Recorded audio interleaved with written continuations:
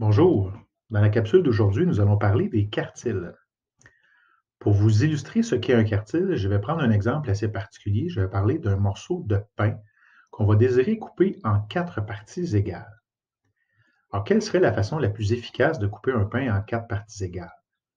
D'abord, ce serait peut-être pratique de couper le pain en 2 parties égales en son centre, et comme ici. Par la suite, pour refaire de nouveaux morceaux et en avoir 4, j'ai juste à prendre chacune des 2 moitiés et les recouper encore en 2 parties égales, comme ceci. J'obtiens donc un pain qui est coupé en 4 morceaux de longueur égale. Eh bien, ces 3 coupures pourraient porter le nom de quartiles, c'est-à-dire des coupures qui séparent en 4 quarts. Alors, c'est ce que c'est qu'un quartile, c'est des éléments qui séparent un ensemble en 4 parties égales. Bien entendu, ce n'est pas ce qu'on va chercher à faire à couper du pain. On veut appliquer le concept de quartile à une situation de la vie courante avec des données statistiques. Donc, la vraie définition d'un quartile ou des quartiles, ce sont 3 mesures, 3 séparateurs, qui proviennent d'une donnée, une distribution ordonnée, c'est-à-dire qu'elle est placée en ordre. C'est extrêmement important.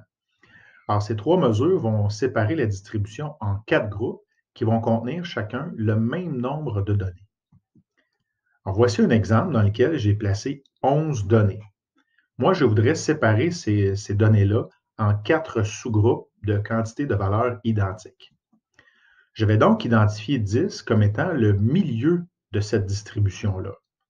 Ce sera mon séparateur. En effet, si vous regardez bien, avant et après le 10, il y a le même nombre de données. J'ai vraiment bien séparé ça en 2. Par la suite, je vais prendre chacune de ces moitiés et je vais les reséparer en 2, comme on a fait avec le pain.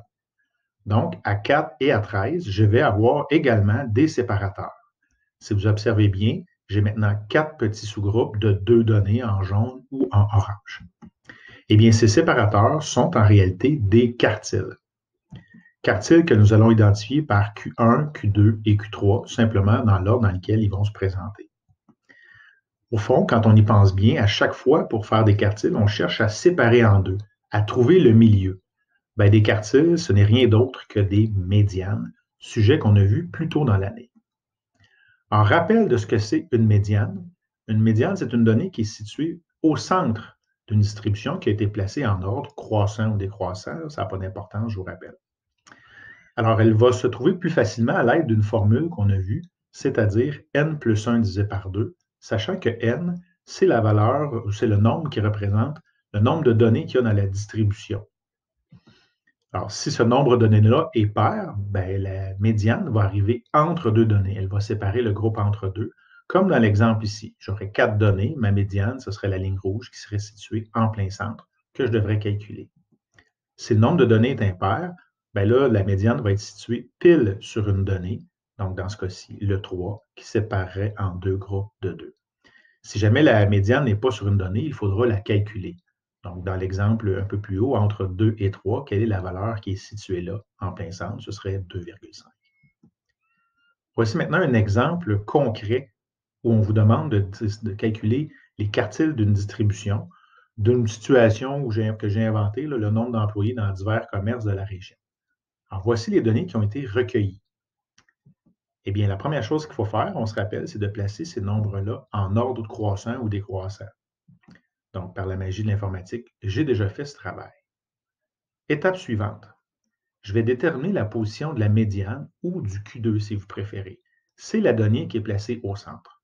Je vous rappelle que l'idéal pour le faire, c'est d'utiliser la formule n plus 1 divisé par 2. Dans la distribution, il y a 14 données. Donc, je fais 14 plus 1 divisé par 2, ce qui donne 7,5.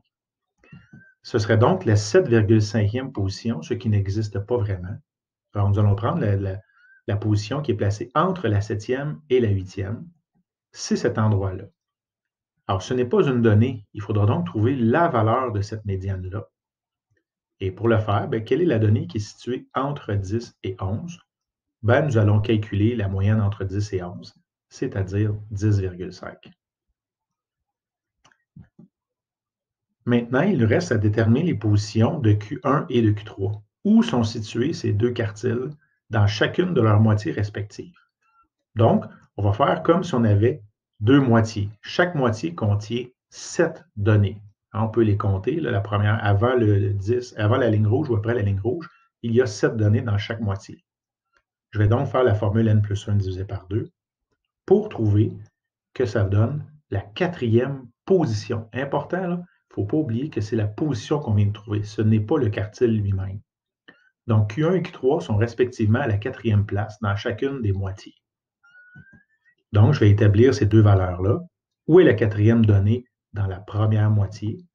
Ben, elle est à 7. Et dans la seconde moitié, elle est à 13.